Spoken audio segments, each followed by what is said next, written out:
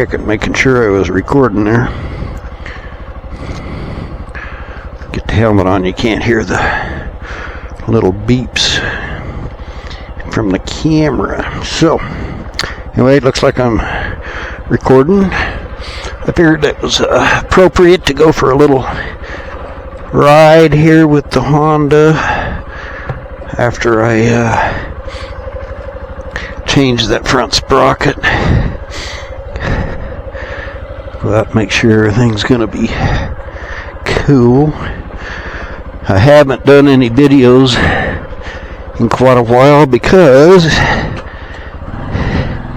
where I live, winter hangs on forever. It's either been too cold or rainy or windy or a combination thereof, all of those.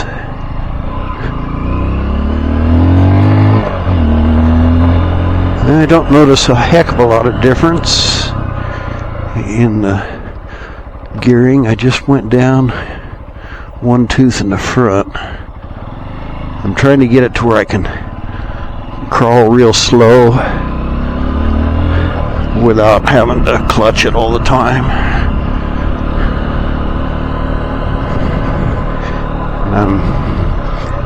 I've gone to a 16 tooth in the front from a 17. I do have a 15, but I'm thinking I'd rather try to find a slightly bigger rear sprocket, like go up 2 teeth back there. I think that'll get the chain kind of back in line with all of the chain guides and stuff, so they'll do their job properly and get it geared down a little bit more. It doesn't need to be, this is just my around town bike, and then also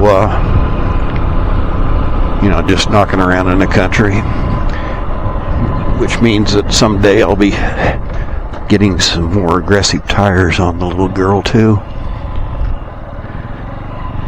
It's just got those dual sports on it now.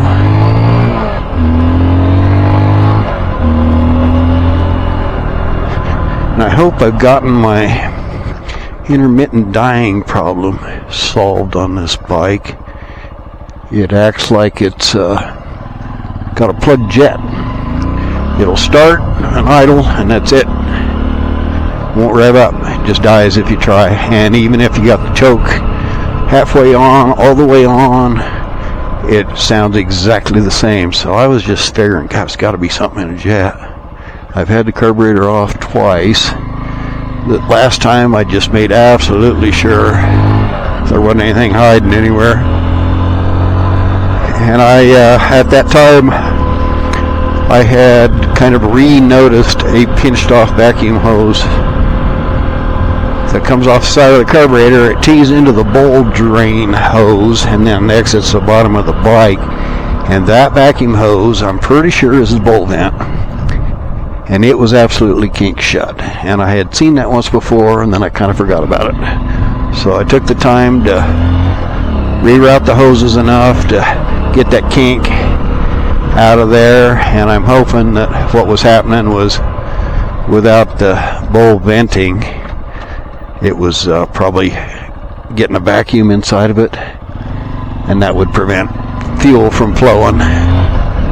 You got to have atmospheric pressure to push gas through the carburetor circuits. You're creating low pressure down below. With the engine, you're pulling vacuum, that's low pressure area, and so your atmospheric pressure in the carburetor is actually what pushes gas through the circuits. So if you don't have atmospheric pressure on that bowl, then gas isn't going to flow. So I'm hoping like heck that's it, because I right now I still don't quite trust the bike to, if I'm going to go out in the country, I'm not going to be alone until I'm pretty sure this. It's only done it 3 times. It did it on my friend out in the country, and he kind of waggled the bike back and forth and got it to start again and got it back to the trailer, and then we loaded it up, and it's, you know, it was running fine then. When I got home, it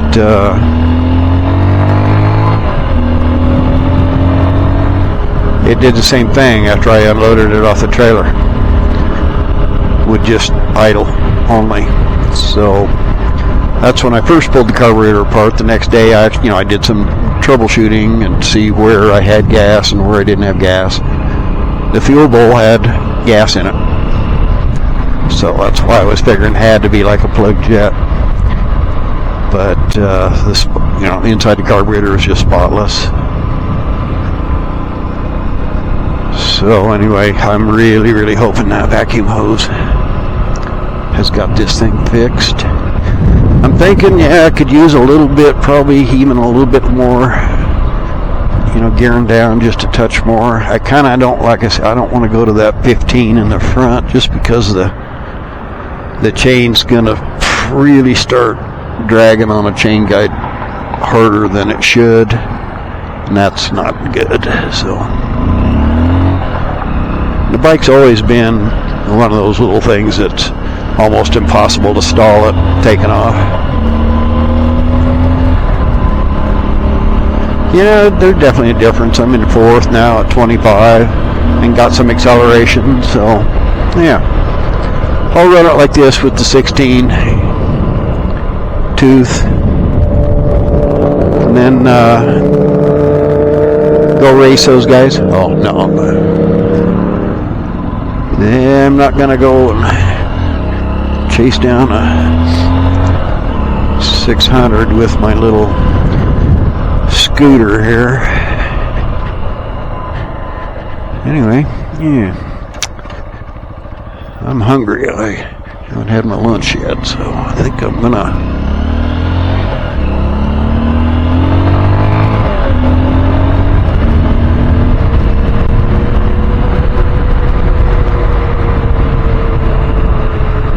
And also a good thing about the Honda here is the speedo runs off of the front wheel. It's not the tranny. So changing that sprocket doesn't change anything. Still reads as accurate as it did before, which I think it was pretty accurate. I've also had a mysterious fuel leak on this bike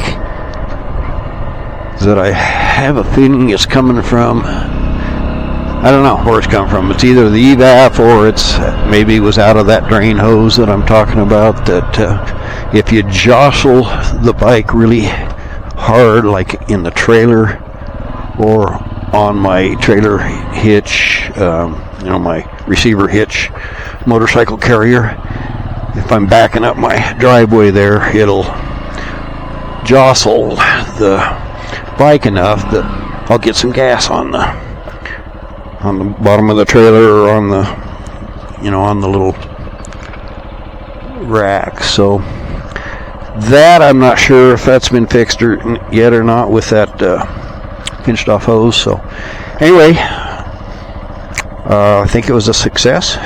So we will see you all later. Take me a second to get everything shut down here.